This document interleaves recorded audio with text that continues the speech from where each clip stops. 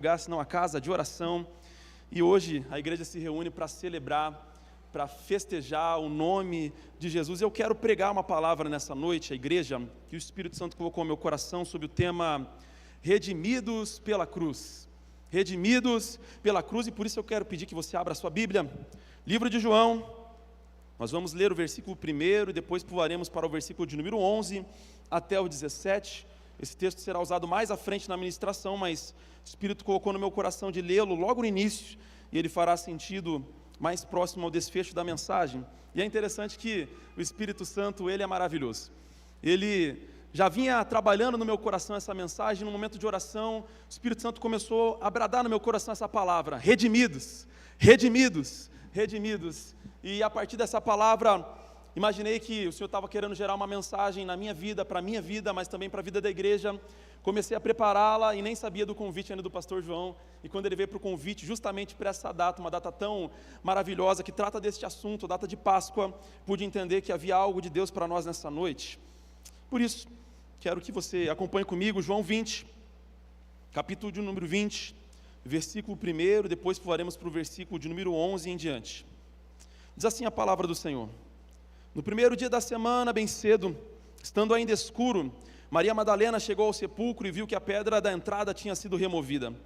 Então correu ao encontro de Simão Pedro e do outro discípulo a quem Jesus amava, e disse: tiraram o Senhor do sepulcro e não sabemos onde o colocaram.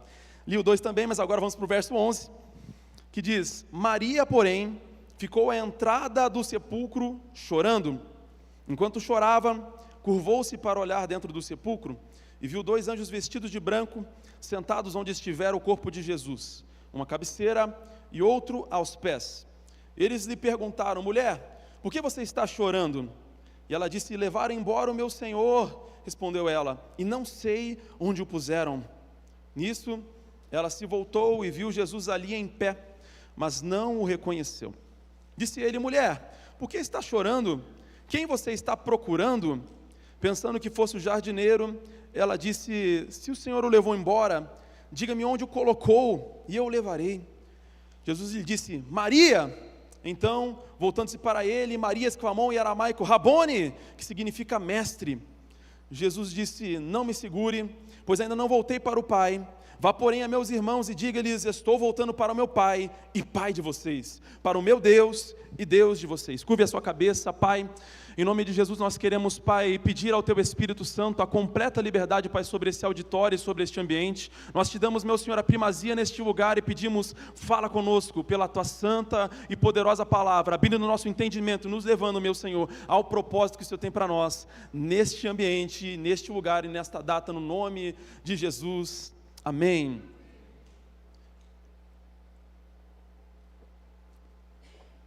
Eu amo a unidade da palavra de Deus, a unidade que o Espírito Santo promove também na vida da igreja. Veja só, nessa noite mesmo, eu tinha colocado aqui para cantar esse hino que foi cantado, Eu Amo a Mensagem da Cruz. Já foi cantado, não vou cantar de novo. Eu também tinha colocado alguns temas que o Eric já adiantou minha mensagem aqui, glória a Deus por isso, mas também eu vejo essa unidade na palavra de Deus. Cerca de 40 homens, ou pelo menos 40 homens, escreveram essa palavra que nós conhecemos como a Bíblia Sagrada, livros que foram testados, que foram provados por critérios, e unidos a esse texto, ao cânon bíblico, nós podemos entender que de Deus há uma revelação da parte do céu para a vida da humanidade, para a vida da terra, para nossas vidas, que faz todo sentido. Mas eu olho para a palavra de Deus em Apocalipse, o último livro da Bíblia. Apocalipse, no capítulo 13, vai nos declarar que havia um plano de Deus antes mesmo da humanidade ser formada, e ele vai dizer que havia um cordeiro, nomes escritos no livro da vida do cordeiro que foi morto desde a criação do mundo. Deus já tinha um plano para a minha, Deus já tinha um plano para a sua vida, e esse cordeiro de Deus que tira o pecado do mundo, a respeito do qual João vai falar, quando o encontra no deserto, ele já estava destinado a morrer desde a fundação ou da criação do mundo. Paulo vai dizer aos Gálatas, ainda nesse ambiente da unidade do Espírito, porque os homens foram inspirados pelo Espírito Santo para escrever essas sagradas Escrituras, ele vai nos declarar que na plenitude do tempo, ou seja, no tempo determinado por Deus, chegou, Deus enviou o seu Filho nascido de mulher e debaixo da lei. Eu vejo nisso tanto amor de Deus para a minha e para com a sua vida, porque sabendo que nós cairíamos, sabendo que nós pecaríamos contra Ele, infringiríamos a lei de Deus, Ele já providenciou um cordeiro, como Isaac e Abraão estavam subindo naquele monte Moriá, para aquele sacrifício onde Deus pede o próprio filho da promessa, Isaac, a saber, filho de Abraão, e ele vai dizer, onde está o cordeiro? E Abraão vai dizer, Deus proverá para si. Assim foi para mim e com a sua vida, nós estávamos assim, distantes de Deus, mas no tempo certo, no tempo exato, há cerca de 2000 anos atrás, Ele veio e cumpriu a promessa que lhe estava declarada. Glória a Deus. Na mente de Deus já tinha um plano, e esse plano já estava escrito, e o Filho cumpriu esse plano. Mas quando nós falamos de Páscoa, e falamos desse ambiente da morte e ressurreição de Jesus, nós pensamos que isso se cumpriu apenas em Jesus, quando nós vemos a Páscoa, que nós chamamos de Páscoa cristã.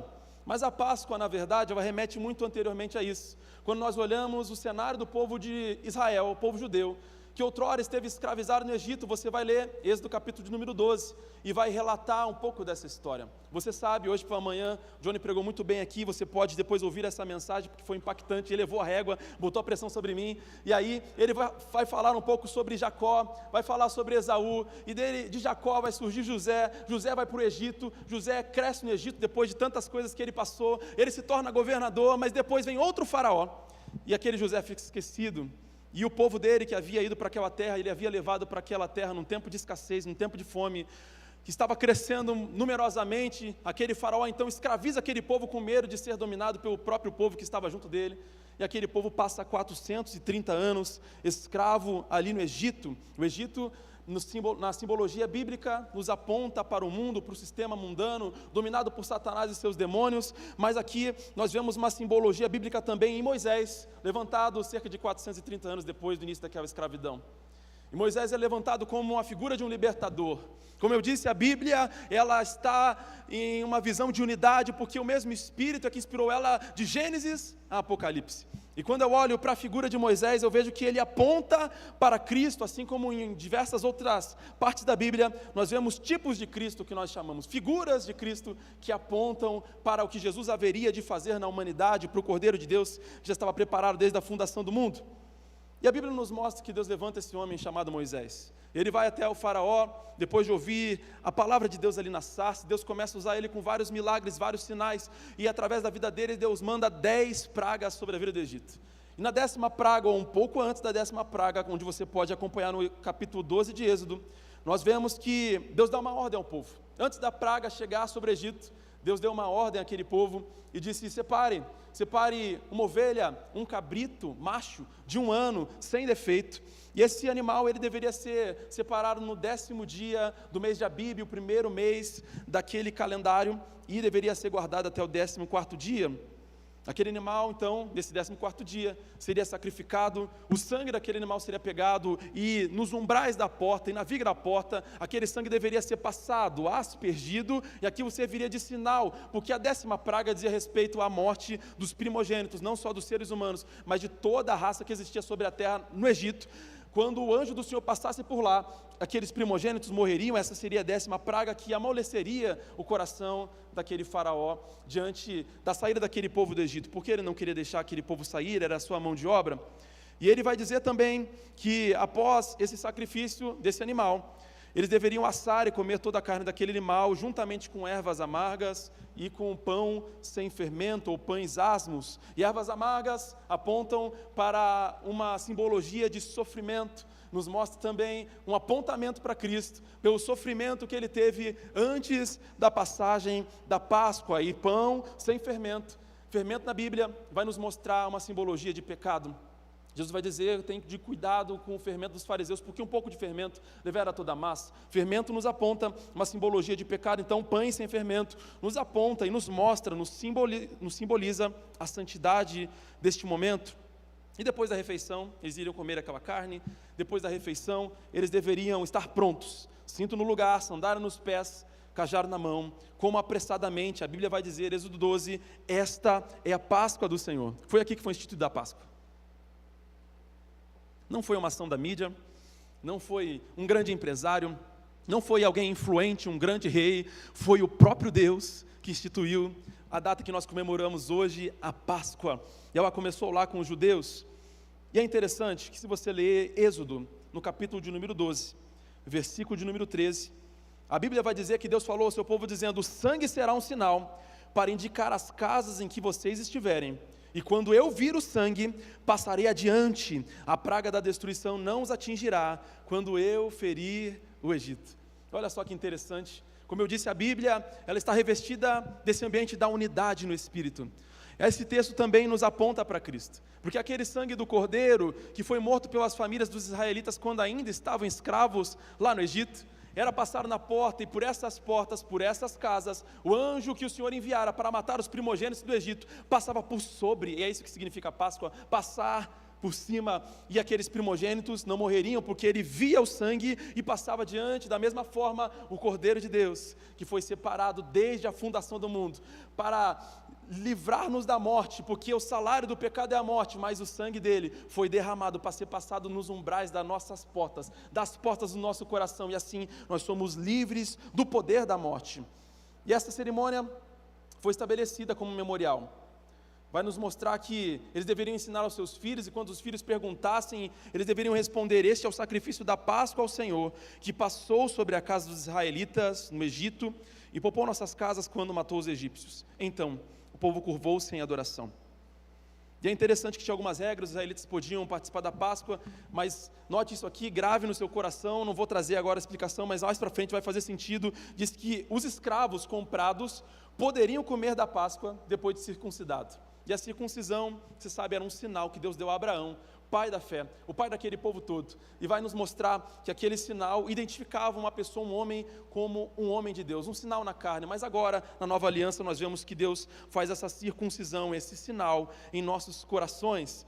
Paulo vai declarar, 1 Coríntios, no capítulo 5, versículos 7 e 8, livrem-se do fermento velho, para que sejam massa nova e sem fermento, como realmente são, pois Cristo, o nosso Cordeiro Pascal, foi sacrificado. Por isso, celebremos a festa não com o fermento velho, nem com o fermento da maldade e da perversidade, mas com os pães sem fermento da sinceridade e da verdade. Olha só que interessante, agora, já na nova aliança, nós temos um novo Cordeiro.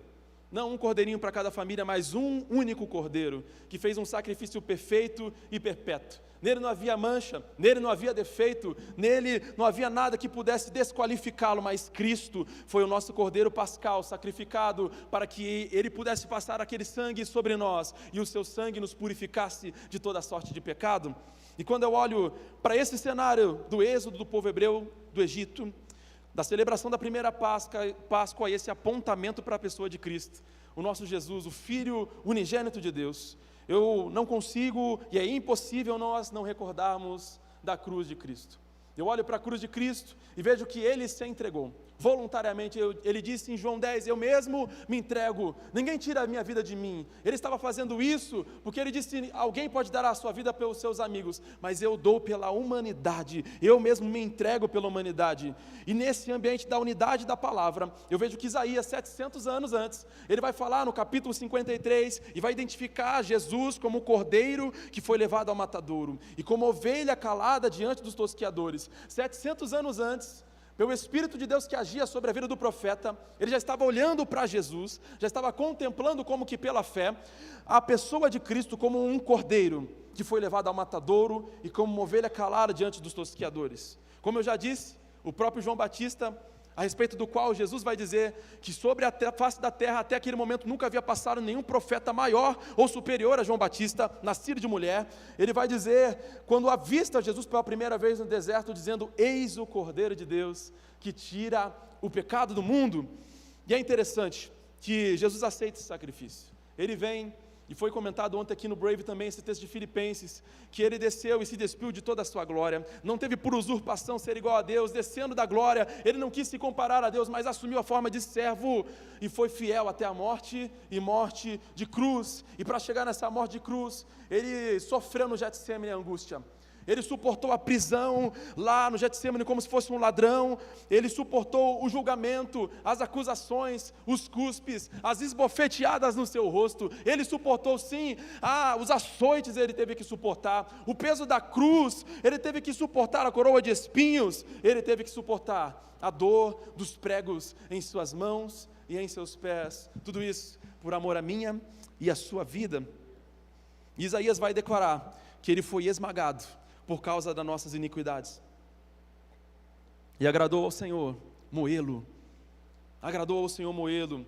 Que pai que ama moer o seu filho? Que pai que ama deixar o seu filho numa condição de dor, numa condição completamente desconfortável? Nenhum pai ama, mas o amor de Deus pela minha e pela sua vida fez com que o pai superasse tudo isso e agradasse moer a Jesus, a fazer com que ele sofresse e fosse esmagado, para que você fosse alcançado pelo poder do sangue e fosse redimido pela cruz. E eu olho para essa verdade e vejo que não bastasse isso, sobre si, ele levou o peso dos meus e dos seus pecados. Ele tomou a minha e a sua culpa, as nossas iniquidades. E ele vai dizer, Isaías, o Senhor fez cair sobre ele a iniquidade de nós todos. Estava sobre ele naquele caminho. Não bastasse a dor física, não bastasse a humilhação, não bastasse a nudez que o fizeram expor, não bastasse tudo isso, ele estava com ele sobre si as minhas e as suas iniquidades. Ele foi levantado no madeiro, ele foi morto no madeiro, como nós já cantamos. O Eric testificou bem aqui também o texto de João 19, e nós sabemos que ele morreu, mas a morte não o pôde deter. A morte não pôde conter, e a prova disso é que ele volta ressurreto e fala, eu não vou deixar vocês órfãos, mas eu subirei novamente. Se eu não subir, eu não posso enviar o Espírito Santo. Portanto, ele subiu, e ele envia o Espírito Santo sobre a terra, e a prova disso é que nós sentimos a presença do Espírito Santo sobre nós, nessa noite de forma tão poderosa. Sabe, eu já senti tanta presença de Deus em meus louvores, em meio a essa apresentação, em meio às palavras que já foram ditas aqui. O Espírito de Deus está aqui, Ele só está aqui, porque um dia Ele morreu, ressuscitou, mas Ele voltou, e Ele enviou o Espírito sobre nós. E o desejo do Espírito é soprar novamente sobre nós nessa noite, soprar sobre a sua vida, soprar sobre a sua família, soprar sobre a sua história. Esse é o desejo de Deus, não acabou lá na cruz, é apenas uma continuidade. Ele está operando, e eu tenho por certo, como disse Paulo, que a obra que Ele já começou, Ele vai completar. Glória a Deus por isso, Ele completará a obra que Ele tem na minha e na sua vida. Eu acho interessante que João vai declarar em Apocalipse, no capítulo 5, enquanto ele estava tendo aquela visão celestial, que ele foi tomado por um arrebatamento de espíritos lá na ilha de Patmos. Apocalipse 5, versículo 6, ele vai declarar, então vi um cordeiro que parecia ter estado morto, viu? Não estava morto, ele parecia ter estado morto. E como é que ele estava? Deitado? Ele estava sem forças? Ele estava esvaindo a sua vida? Não, diz ele estava de pé, no centro do trono, cercado pelos 4 seres viventes e pelos anciãos. E isso me chama a atenção, porque tentaram parar Jesus, mas o lugar do trono dele ninguém destitui. Eu olho para Isaías no capítulo 6 e vejo o Senhor assentado no alto sublime trono, e desde aquele tempo, antes dos tempos passados, antes da criação, ele estava sentado no trono. Eu olho para Estevão já na nova aliança, morrendo, sendo apedrejado. Ele olha e vê os céus abertos, e ele fala, eis que eu vejo um trono, e na destra dele está o Filho de Deus, alguém parecido com o Filho do Homem. O trono dele nunca será destituído, ele permanecerá no seu trono. Ele é o rei desta igreja, ele é o rei da minha e da sua vida, ele é o rei cujas autoridades têm que se dobrar, e um dia todo joelho irá se prostrar diante dele. Eu me dobrarei diante deles. Quantos se dobrarão diante dele? Quantos já querem se prostrar diante dele nesta noite? Eu quero ter um coração prostrado diante de Jesus. Ele é o Rei dos Reis, Ele é o Senhor dos Senhores, não há outro que se compare a Ele. Um decreto dele, e a nossa história, a minha, a sua história muda por completo. Eu creio que hoje é uma noite de decretos do Rei liberados sobre essa igreja. Eu creio que há palavras que o Espírito Santo está liberando sobre nós nessa noite, e histórias serão mudadas, famílias serão transformadas, pessoas serão livres, porque é isso que Jesus veio fazer, e isso que nós celebramos. Nós não servimos a um Deus que lembramos apenas da morte dele, mas servimos a um Deus que é vivo, um Deus que opera, não como os deuses mudos, não como os deuses surdos, mas Ele está com seu ouvido aberto, suas mãos estendidas, sua boca pronta para responder e anunciar aquilo que tem sobre a mim e sobre a sua vida. Então crie expectativa no Senhor sobre aquilo que Ele tem a falar ao seu coração nessa noite. E olhando para a cruz, eu quero destacar aqui alguns propósitos da crucificação de Cristo, algumas verdades que a cruz nos apresenta enquanto igreja. Eu vejo que a cruz é um convite, primeiro, à conversão, ao arrependimento. Quando você olha o relato de Atos no capítulo 2, o Espírito Santo desce sobre aquele grupo de cristãos, 120, que estavam reunidos lá no cenáculo. Eu vejo que Pedro começa a ministrar a palavra de Deus, e ministra com tanta ousadia, cheio do Espírito Santo, que aquela multidão, muitos homens, a Bíblia vai dizer que cerca de 5.000 homens, 5.000 pessoas se convertem ao Evangelho, e eles vão perguntar a Pedro: Pedro, o que faremos diante de uma palavra como essa? Diante de uma salvação que nos foi anunciada? E Pedro vai responder: arrependam-se, pois, e voltem-se para Deus, para que seus pecados sejam cancelados, para que venham os tempos de descanso da parte do Senhor, e Ele mande o Cristo, o qual lhes foi designado, Jesus. Primeiro passo de fé que eu e você devemos tomar diante da verdade da cruz é que nós precisamos nos converter e nos arrepender diante de Deus. É algo que parte do ser humano, motivado pelo Espírito, mas é uma decisão que você toma. Você pode cancelar essa decisão, ou você pode agir em direção a ela, e nessa noite se arrepender dos seus pecados. Seja lá você um cristão de 40 anos de igreja, ou seja você pisando numa igreja pela primeira vez, é necessário se arrepender. Jesus pregou sobre isso, João Batista pregou sobre arrependimento, e Pedro está aqui dizendo para aquele grupo de cristãos a respeito do Evangelho: é necessário que vocês se arrependam e se voltem para Deus. E passada essa etapa do arrependimento, eu vejo que a cruz nos trouxe regeneração, uma nova vida. E aí não é uma ação que depende do homem, mas é uma ação exclusiva de Deus sobre a vida do homem. Jesus mesmo declarou a respeito de si mesmo: eu sou o caminho, a verdade e a vida. Ninguém vem ao Pai a não ser por mim. É a vida de Cristo em nós. Nicodemos descobriu isso naquela conversa com Jesus, que ele precisava nascer de novo. Se não nascesse de novo, não poderia herdar o reino dos céus. E a Bíblia nos mostra que nós fomos vivificados com Cristo, regenerados a partir dele. Tito 3, no versículo 6, vai dizer que não foi por causa de atos de justiça por nós praticados, mas devido à sua misericórdia, que ele nos salvou pelo lavar regenerador e renovador do Espírito, que ele derramou sobre nós generosamente por meio de Jesus Cristo, nosso Salvador. Foi por intermédio da cruz que nós recebemos a regeneração. 1 Pedro 1,3 também vai declarar que Ele nos regenerou para uma viva esperança por meio da ressurreição de Jesus Cristo dentre os mortos, por meio da cruz de Cristo. Cristo morre e ressuscita, e por isso nós temos uma nova vida, uma vida a partir de Cristo. Até o calendário mudou antes e depois de Cristo. Mas eu olho para a cruz e também vejo que somente por causa da cruz de Cristo nós fomos justificados da nossa culpa, do nosso pecado. É a ação de Deus sobre a vida do homem convertido e regenerado, na qual o Pai, o Deus Pai, considera o justo mesmo mediante as suas culpas contra o Criador.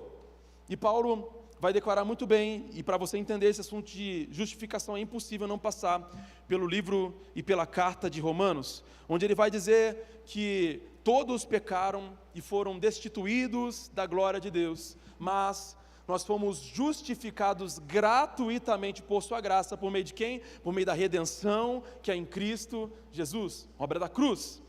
Se não bastasse isso, Paulo vai declarar no capítulo 8, quem fará alguma acusação contra os escolhidos de Deus? É Deus quem os justifica. Quem os condenará? Foi Cristo que morreu e mais, que ressuscitou e está à direita de Deus e também intercede por nós. Então a justificação também é uma obra que é um resultado da crucificação de Jesus. Veja, não foi apenas um apagar dos pecados. Há muita coisa que é resultado daquilo que Jesus fez naquele dia, naquela cruz, naquela celebração de Páscoa. Eu olho também que por meio da cruz de Cristo, eu e você fomos adotados à família de Deus. A palavra de Deus vai nos mostrar, e o texto que eu li, onde Jesus está conversando com Maria, Jesus está dizendo, eu estou voltando para o meu Pai e Pai de vocês. Então Ele nos adotou para a mesma família, Ele nos colocou como sendo o nosso irmão mais velho, e nós sendo filhos do Deus Altíssimo, do Deus vivo. E isso é maravilhoso. O próprio Criador, Todo-Poderoso, nos assumiu como filhos, apesar de nós, das nossas imperfeições. E eu vejo que João vai declarar na sua primeira carta, no capítulo 3, vejam como é grande o amor que o Pai nos concedeu, que fôssemos chamados filhos de Deus, o que de fato somos. Por isso, o mundo não nos conhece, porque não o conheceu. Mas agora, a notícia que deve alegrar o meu e seu coração, amados, agora somos filhos de Deus, e ainda não se manifestou o que havemos de ser, mas sabemos que quando Ele se manifestar, seremos semelhantes a Ele, pois o veremos como Ele é. Aleluia. Um dia, nós, enquanto filhos, seremos transformados à imagem do Criador perfeitamente. e ali aquilo que é mortal se revestirá da imortalidade, aquilo que é corruptível se revestirá da incorruptibilidade, e nós o veremos como Ele é, face a face, contemplaremos o nosso Pai, e o nosso espírito clama: Abba, Pai, Paizinho. Há um lugar de intimidade na relação, no relacionamento com o Senhor. Aquele fio que havia sido rompido foi religado, e hoje nós temos esse acesso de intimidade com o Pai. Eu vejo também que um dos resultados da cruz de Cristo foi trazer à igreja a santificação, que é um ato que, a partir desse processo que o cristão passa, de se arrepender, de ser regenerado pelo Senhor, de ser justificado pelo Senhor, adotado pelo Senhor, ele pode então, em interação com o Espírito Santo, ser purificado pela sua palavra e pela comunhão com Deus, e a cada dia mais nós estamos caminhando rumo à medida do varão perfeito que é Cristo. Você já deve ter pensado que talvez anos atrás, meses atrás, dias atrás, você tinha comportamentos, pensamentos, vícios, que hoje você já não tem mais. Isso é obra da cruz, porque o Espírito Santo é que opera isso em nós, e Ele só desceu após a cruz de Cristo. Ele trabalha em nós dia após dia, para nos fazer mais semelhantes a Ele, pelo lavar regenerador da sua palavra e pelo relacionamento que nós temos com Ele. O próprio Paulo vai dizer que o próprio Deus da paz os santifique inteiramente. Então, é um desejo de Deus que nós sejamos parecidos com Ele na sua santidade. Mas eu vejo também, e é o tema desta mensagem, que o Senhor opera através da cruz algo que nós chamamos de redenção. E como eu disse, o Eric já adiantou boa parte desse trecho da mensagem, me ajudou a pregar aqui. Eu quero que você me ajude também interagindo comigo, porque a redenção, ele é o resgate da escravidão.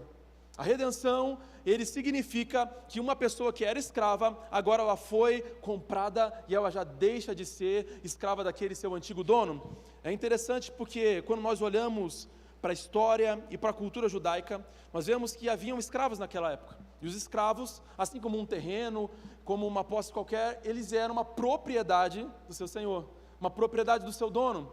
E aquele escravo tinha algumas formas de conseguir sair daquela escravidão, mas muito longínquas, e a forma mais fácil, ou a forma mais honrosa e melhor daquele escravo deixar aquele ambiente de escravidão, aquela situação de escravidão, era através de uma compra, de uma transação.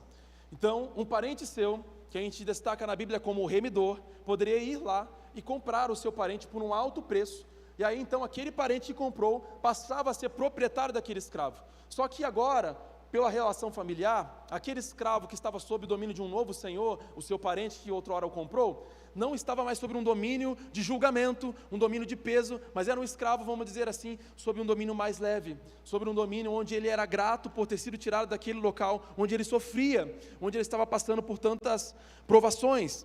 E eu olho para isso, e eu vejo que isso também, dentro dessa visão de unidade da palavra de Deus, aponta para Cristo. Toda a palavra de Deus, ela vai apontar para Cristo, seja na sua morte e nos resultados da sua morte e ressurreição, seja na sua vinda futura, quando então Ele buscará o seu povo. Toda a palavra de Deus, ela é inspirada e voltada para a pessoa de Jesus. Você deve lembrar que, por motivo de dívidas, pessoas ficavam escravas. Aquela viúva chamou Eliseu, chamou o homem de Deus, falou: você sabe que meu marido era do servo dos profetas, talvez fosse Oséias.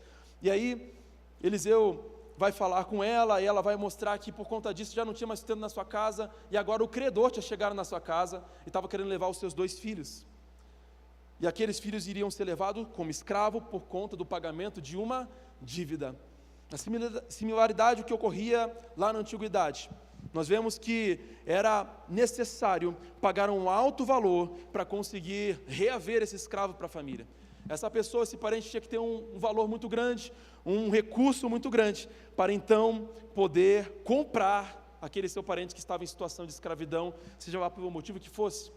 E quando nós olhamos para Cristo, nós vemos que, na verdade, a minha e a sua vida foi comprada por Jesus lá naquela cruz.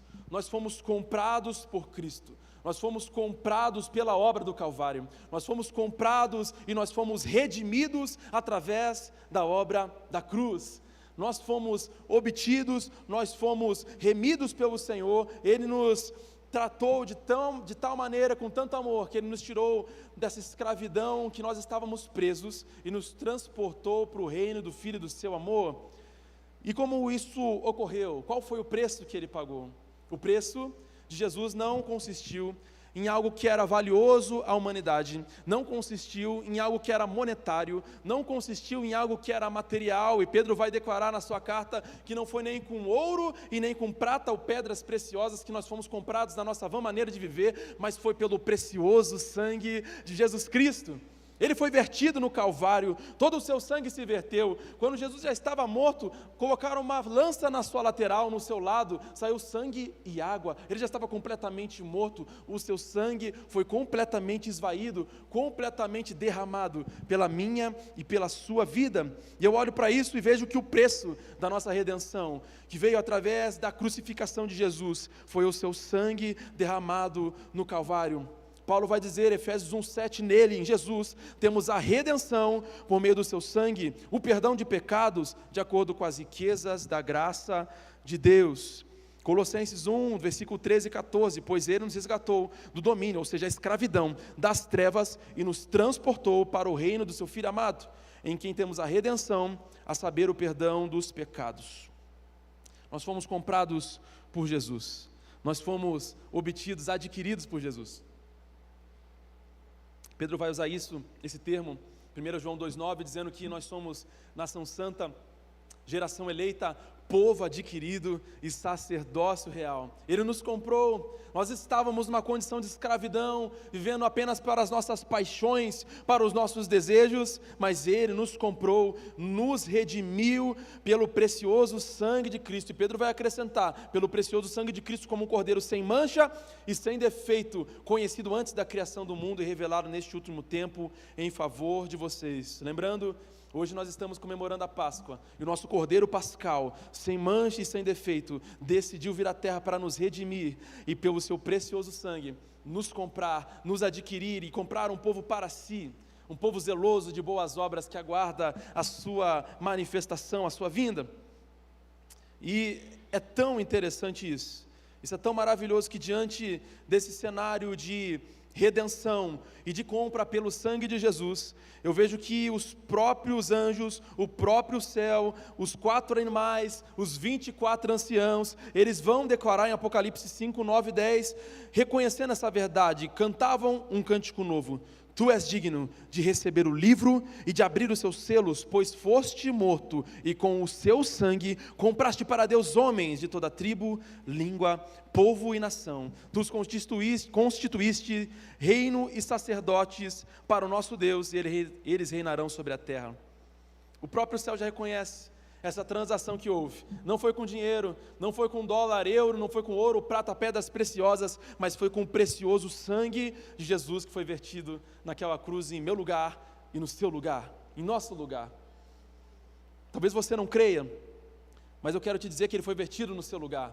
Ele foi derramado no seu lugar, ele foi derramado no meu lugar. A dor que Jesus sofreu foi por mim, para nos comprar para si. A gente gosta de comprar coisa boa, né? Eu e você, tudo estragado, e ele foi lá, deu o seu sangue e comprou a nossa vida para pertencermos a ele. E quando nós pertencemos a ele, agora nós não somos mais escravos do mundo, mas agora nós pertencemos a um Senhor. E como Senhor, nós agora devemos obediência, devemos obedecer a ele.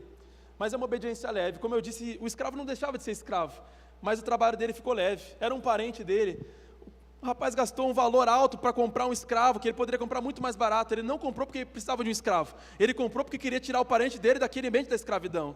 Jesus não comprou a minha e a sua vida porque ele precisava de mim e de você, mas ele nos comprou porque ele nos ama e nos quer por perto. E as promessas dele falam a respeito disso. Ele disse: eu vou preparar-vos lugar para que onde eu estiver, estejais vós também. O desejo de Cristo é andar lado a lado conosco. O desejo de Cristo é ter um relacionamento íntimo com a minha e com a sua vida. O desejo de Jesus é manter uma proximidade tal que a gente possa ser chamado assim como Abraão, um amigo de Deus, que ouve ele falar, que fala com ele face a face como Moisés. Esse é o desejo de Deus, essa é a verdade do Evangelho. E Deus nos chamou não para que a gente volte para a escravidão, mas a Bíblia vai declarar em Gálatas que foi para a liberdade que Cristo nos libertou. E Paulo vai completar dizendo: portanto permaneçam firmes e não se deixem submeter novamente a um jugo de escravidão, porque nós podemos voltar para o jugo de escravidão. mas Deus nos chamou para viver uma vida de liberdade nele. Ele nos fez livres, Ele quebrou as correntes e as amarras que nos prendiam, e é por isso que nós estamos aqui. Mas o mundo, esse sistema mundano, maligno, ele tenta tirar isso da nossa mente, colocando os seus enganos sobre nós, sobre a nossa sociedade. E o mundo vai dizer que liberdade é fazer o que você bem entende, liberdade é fazer o que vem, dá na tua telha, que dá na tua mente, o que você quer, liberdade é isso. Mas quando você vê essas pessoas que pregam a mesma coisa, elas estão escravas das drogas, escravas da sexualidade, escravas da mentira, escravas da amargura, escravas do rancor, escravas até dos seus desejos alimentícios, não conseguem controlar sua alimentação, escravas do medo, escravas de demônios, escravas de tantas coisas. Estão escravas porque não entenderam que a liberdade verdadeira é estar debaixo do senhorio de Cristo e obedecer à vontade dEle. A vontade dEle é boa, perfeita e agradável. Tem coisa melhor? Obedecer à vontade de um Deus, que a vontade dEle é boa, perfeita e agradável. Esse é o senhorio de Cristo para mim e para a sua vida. Mas a boa notícia do Evangelho é que, apesar de toda essa escravidão que o mundo nos oferece, se o Filho nos libertar, verdadeiramente seremos livres. É só Ele que pode nos libertar para uma vida completamente livre. E eu louvo a Deus por isso, que Satanás, ele batalha e trabalha para aprisionar as pessoas em uma vida de escravidão nessas diversas áreas e em tantas outras que não citei. Mas há um propósito da vinda de Jesus Cristo aqui. João vai identificar isso em 1 João 3,8, ele vai dizer que aquele que pratica o pecado é do diabo, porque o diabo vem pecando desde o princípio. Mas olha só isso aqui. Para isso, o Filho de Deus se manifestou, para destruir ou desfazer as obras do diabo. Ele veio para isso. Ele nos chamou para a liberdade, e todas essas obras que poderiam ou podem nos aprisionar, foi para isso que Jesus veio, para desfazer, para destruir as obras do diabo. E às vezes a gente pensa que Deus está numa guerra com o diabo, e aquela guerra, aquela luta, que um dá um soco, o outro dá um soco e devolve, e Jesus vai vencer no final. Mas Jesus é muito superior a Satanás. Os demônios, apenas pelo ouvir o nome de Jesus, a Bíblia declara, tremem, estremecem diante do nome dele. Ele é o Deus que venceu, Ele é o Deus ressurreto, e Ele veio para desfazer as obras do diabo, veio para nos trazer liberdade. E eu olho para a Bíblia e vejo que várias pessoas vivenciaram essa verdade da redenção, desse comprar de Deus, de ser adquirido, de ser povo adquirido de Deus, que outrora estavam vivendo uma outra vida, quem sabe aprisionadas por Satanás em tantas áreas, tantas cadeias, mas aceitaram o convite do senhorio de Cristo e puderam recebê-lo. Jesus mesmo vai declarar a respeito de si mesmo, pois o Filho do Homem veio buscar e salvar o que estava perdido. Em outro trecho de Lucas 5,32, ele vai dizer, eu não vim chamar os justos, mas os pecadores ao arrependimento. Então veja esse chamado à redenção, não é para os perfeitos não é para os santinhos não é para aquela pessoa que você olha e acha que tem uma auréola em cima da cabeça dela não, é para ela também, mas ele veio buscar aquilo que estava perdido. Talvez você olhe para a sua condição e alguém até falou, para esse aí não tem mais jeito, já não tem mais solução, nem Deus me aceita, alguém pode ter dito isso no seu coração, mas Ele veio buscar e salvar aquilo que estava perdido. Eu quero te dizer nessa noite, o sangue dele foi vertido por você, para comprar a sua vida e te trazer para perto, para essa vida de liberdade, de paz e alegria, porque o reino de Deus é isso. O reino de Deus não é comida nem bebida, mas é a paz, a alegria no Espírito, e Ele quer te trazer e te transportar para o reino do Filho do seu amor. E eu identifiquei algumas áreas, não que seja exaustiva essa lista, mas algumas áreas nas quais Cristo quer nos libertar da escravidão. Eu identifico que o Senhor quer operar em nós uma redenção espiritual. Ele deseja nos redimir na área espiritual, porque pessoas estão espiritualmente aprisionadas, pessoas estão vivendo suas vidas no âmbito do Espírito. Saiba que o ser humano é composto por corpo, alma e Espírito, e no âmbito do Espírito estão vivendo aprisionadas, por portas que foram abertas. E eu olho para a Bíblia, e por isso que eu li o texto inicial de João 20, porque esse texto me chamou a atenção. Em um dos cultos, eu estava aqui sentado no meio do louvor, o Espírito Santo trouxe um entendimento sobre o meu coração, eu comecei a escrever, daí que surgiu essa mensagem. E eu olho para esse texto de Maria Madalena e para a vida de Maria Madalena. Aquela mulher, nós não sabemos exatamente seu passado, alguns dizem, advogam que ela era uma prostituta, isso não está descrito, Pode ser, é uma das hipóteses, mas há um fato que está descrito na Bíblia: ela estava distante de Jesus, distante de Deus, e o próprio Jesus teve um encontro com ela, e nesse encontro ele expulsou 7 demônios daquela mulher. Meu irmão, você já viu como é a expulsão de um demônio, como é a manifestação demoníaca, e às vezes para expulsar um demônio dá trabalho. Você imagina 7 demônios que estavam sobre a vida daquela mulher, você imagina como ela devia ser, você para pensar um pouquinho, como ela deveria ser vista na sociedade, qual era o valor que aquela mulher tinha, porque a mulher já não tinha tanto valor naquela época dentro da cultura judaica. Imagine na condição dessa mulher, Maria Madalena, ela estava presa espiritualmente por 7 demônios, e eu olho para isso e vejo que Jesus tem um encontro com aquela mulher. Sabe, os encontros que Jesus tem na história mudam a vida e a história, a trajetória da vida de pessoas. Eu creio que hoje Jesus está aqui para ter encontro com pessoas, e eu olho para a vida de Maria Madalena, ela liberta, e não só isso, ela começa a ser uma discípula de Cristo, ela anda com Jesus, ela não larga de Jesus, e a Bíblia diz, e nos mostra em diversos textos, o nome dela aparece em primeiro na lista de mulheres. Fala de mulheres na Bíblia, Maria Madalena por primeiro, e isso indica provavelmente para nós, que ela se tornou uma liderança cristã, uma liderança dentro daquele povo que era discípulo. Note que é interessante também que a Bíblia nos mostra que aquela mulher se tornou uma embaixadora do reino, ao ponto de que ela dava as suas ofertas para sustentar o ministério de Jesus, uma investidora do reino, e mais do que isso, ela se tornou uma proclamadora das boas novas. Quando ela recebeu aquela notícia de Jesus, que ele estava ressurreto, como nós lemos no capítulo 20 de João, a atitude dela foi ir correndo e anunciar aos discípulos: eu vi o Senhor. Ela se tornou uma pregadora da ressurreição de Cristo. Ela começou a anunciar que Jesus Cristo estava vivo.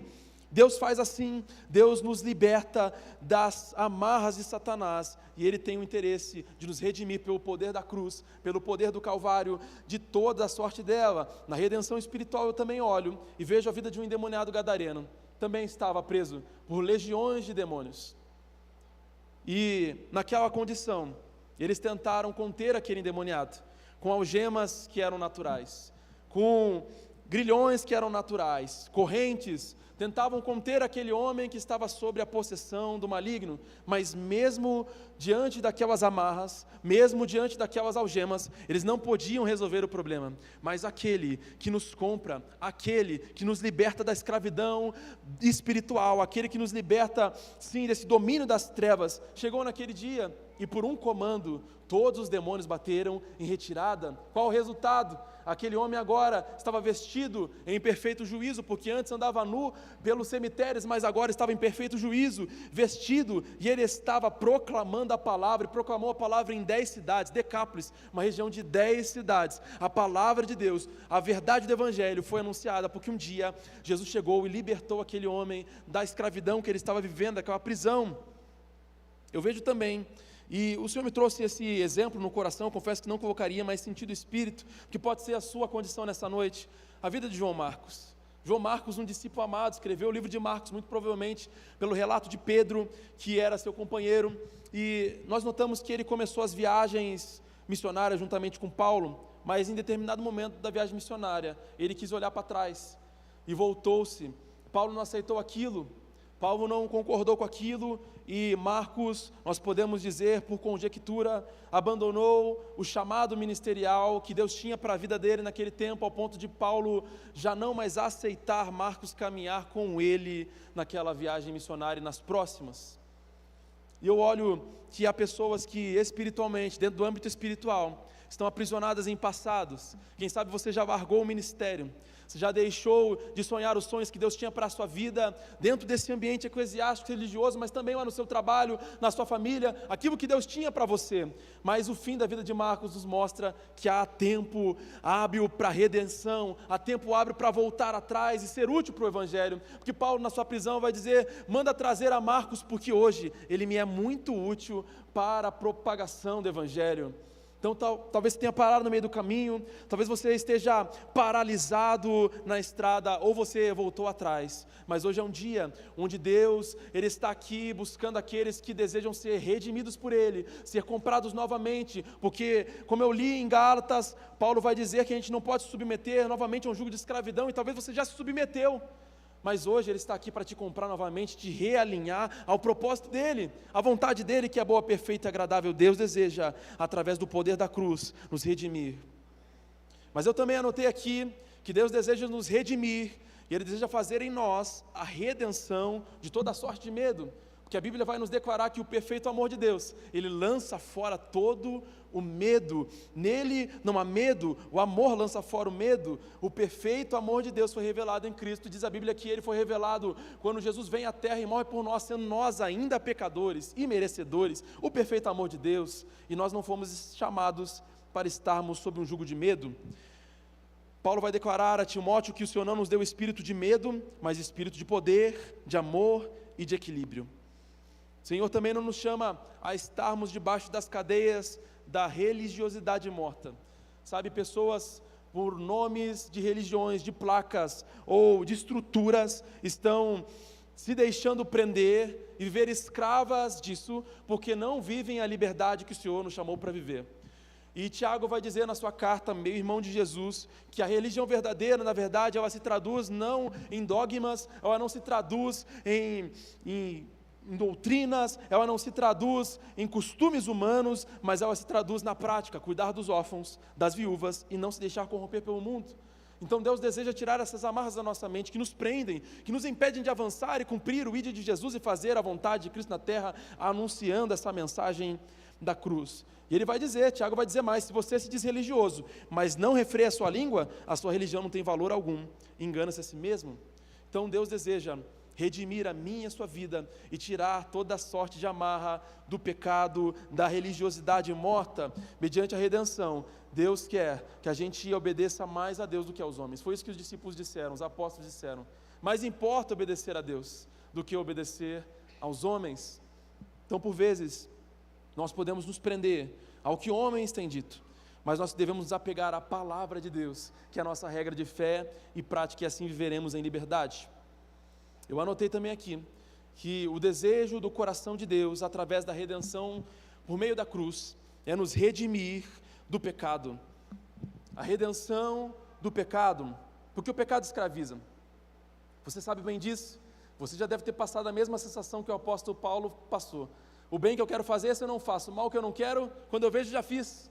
Então, eu e você, passamos por essa situação porque a nossa carne é pecaminosa. Há duas naturezas dentro de nós brigando: a natureza espiritual, gerada pelo Espírito Santo, aqueles que foram redimidos, e a natureza carnal, e elas guerreiam entre si, mas o desejo de Deus é que nós sejamos redimidos do pecado, da escravidão do pecado. Ele nos amordaça, Ele nos envergonha, Ele põe culpa, Ele põe acusação sobre nossa mente, mas Cristo nos chamou para a liberdade.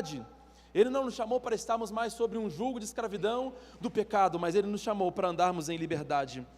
Eu olho que Paulo vai escrever aos Romanos, no capítulo 8, versículo 15 e 16. Pois vocês não receberam um espírito que os escravize para novamente temer, mas receberam o espírito que os adota como filhos, por meio do qual clamamos, Abba, Pai. O Pai não quer que a gente viva escravizado, não, Ele quer que a gente viva em liberdade. E Ele vai continuar dizendo em Romanos 6, pois sabemos que nosso velho homem foi crucificado com Ele, para que o corpo do pecado seja destruído, e não mais sejamos escravos do pecado, pois quem morreu foi justificado do pecado. Então, nós precisamos morrer juntamente com Cristo. Essa cruz foi para Ele, mas é para mim e para a sua vida também. Nós precisamos carregar a cruz de Cristo e entender que se nós não carregamos a nossa cruz juntamente com Cristo, nós não somos dignos dEle, mas quando nós crucificamos as nossas paixões juntamente com Cristo, nós vivemos uma vida em liberdade do pecado. Há pessoas que pensam que é impossível viver em liberdade do pecado.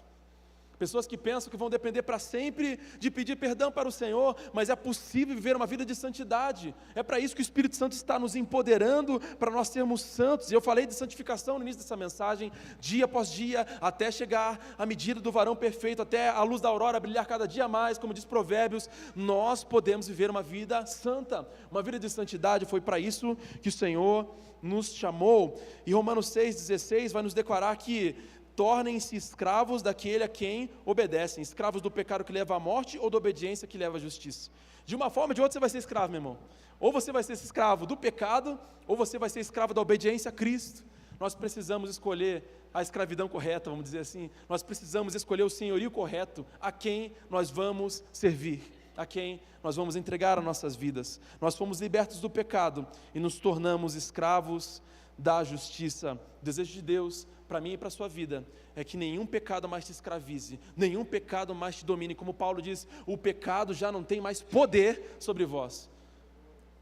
O pecado já não tem mais poder sobre vós. E eu olho que isso é um processo. Deus está trazendo esse processo, Ele está nos redimindo dia após dia. Ele fez uma obra perfeita lá no passado, mas essa obra de purificação e de nós vencermos aquilo que nos escraviza é realmente uma obra paulatina e diária até o dia da redenção final. A banda já pode subir, porque eu percebo que a redenção de Jesus, ela ocorre em forma dupla, em forma parcial, vamos colocar dessa maneira inicialmente, para ter uma redenção completa final. Jesus vai nos mostrar, e Ele mesmo vai declarar, em Lucas 21, 27 e 28, então se verá o Filho do Homem, vindo numa nuvem, com poder e grande glória. Quando começarem a acontecer estas coisas, levantem-se e ergam a cabeça, porque estará próxima a redenção de vocês. Aí você pode estar perguntando, o texto está falando da volta de Jesus, não está? E ele fala que aí que vai estar próxima a nossa redenção, mas a gente já não foi redimido? Sim, e também não, porque nós fomos redimidos sim por Jesus, mas numa era onde o pecado está à nossa disposição, e tanto que a Bíblia diz, aquele que está de pé, cuide para que não caia. Então, Deus nos mostra que por meio do sangue da cruz, nós fomos libertos dessa escravidão do pecado, da escravidão do nosso próprio eu, que nos leva para distante de Deus, mas haverá um dia onde a completude da redenção de Deus chegará sobre o povo que foi adquirido, o povo zeloso de boas obras que aguarda a vinda de Jesus, e nesse dia nós teremos as nossas vestes mudadas, o nosso corpo transformado, e nós nos encontraremos com Jesus nos ares, para viver com Ele para sempre. Nesse tempo, quando nós estivermos com Cristo nos céus, lá não haverá pecado. Não é só o choro e a dor que não vai ver, não. Lá não haverá pecado, não haverá possibilidade de nós pecarmos, porque estaremos num ambiente totalmente santo. E onde a presença de Jesus está, como é no céu, como será na eternidade, não habita pecado, nele não há pecado, Ele é a própria luz, Ele espanta toda sorte de trevas e dissipa toda sorte de escuridão. Lá nós seremos redimidos completamente. Essa é a redenção final, mas ela começou lá na cruz. Naquele dia onde Jesus foi crucificado, naquela sexta-feira, Ele nos amou, Ele já estava pensando em nós, no dia onde Ele voltará com poder e grande glória sobre as nuvens, para encontrar aqueles que decidiram entregar a sua vida a Jesus, e entenderam, eu quero estar debaixo do senhorio de Cristo, eu quero que Ele seja o meu Senhor, eu quero que Ele comande a minha vida, eu lhe devo obediência, mas ao mesmo tempo é uma obediência e uma servidão leve, porque o jugo dele é suave, o fardo dele é leve. Então se você está sobrecarregado, está cansado, Ele mesmo diz, vinde a mim, e eu vos aliviarei. E eu olho para essa verdade e fico tão maravilhado que Jesus tenha pensado em nós, porque não é só para essa terra, não são só para os anos que nós vivemos aqui, mas é para uma eternidade. A nossa mente não consegue imaginar nem compreender isso, e talvez a gente esteja deixando isso por tão poucas coisas que nos escravizam, mas que nos mantém num jugo de escravidão, e tem nos deixado longe da promessa de vida eterna. Mas hoje o Senhor está querendo quebrar as cadeias da escravidão que tão de perto pode estar te amargurando, pode estar realmente te manietando e te prendendo. E eu quero pedir que você fique de pé neste momento.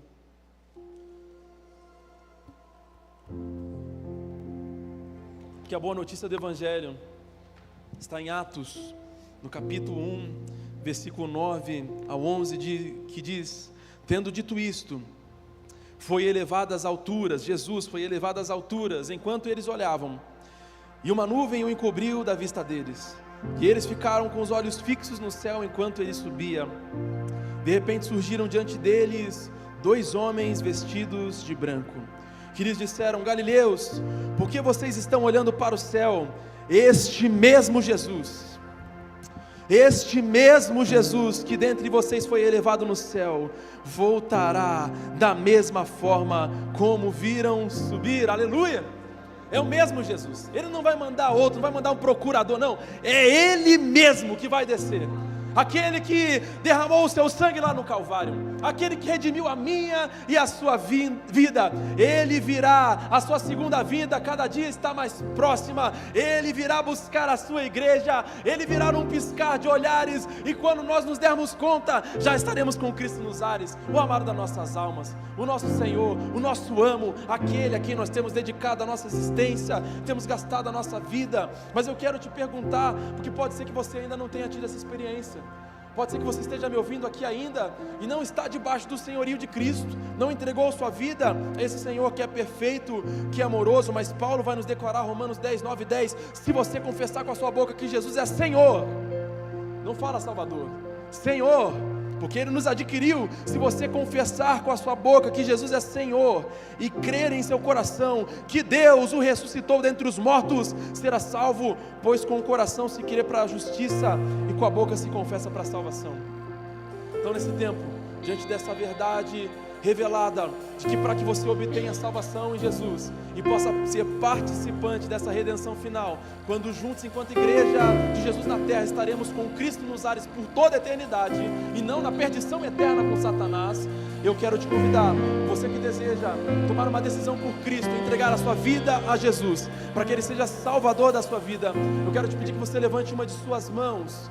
Eu peço que a igreja feche os seus olhos, para que a gente não constranja a ninguém, e você possa levantar as suas mãos. Um irmão ou uma irmã irá até você para orar com você, orar pela sua família. Levante bem alto a sua mão para que eu possa conseguir enxergar, para que eu possa conseguir te ver. Eu quero orar pela sua vida, orar pela sua família, orar pela sua casa, e eu creio, hoje o Senhor tem uma novidade para você. Hoje as amarras que te prendiam, as correntes que te prendiam, serão desfeitas pelo poder da cruz, porque nós fomos redimidos por essa cruz. Onde está você que deseja entregar a sua vida a Cristo nessa noite e dizer: Tu és o meu Senhor a partir de hoje, e eu creio que Tu és o meu Redentor? Alguém em nosso meio que gostaria de tomar essa decisão? Eu quero orar por você, pela sua casa, pela sua vida, pela sua família.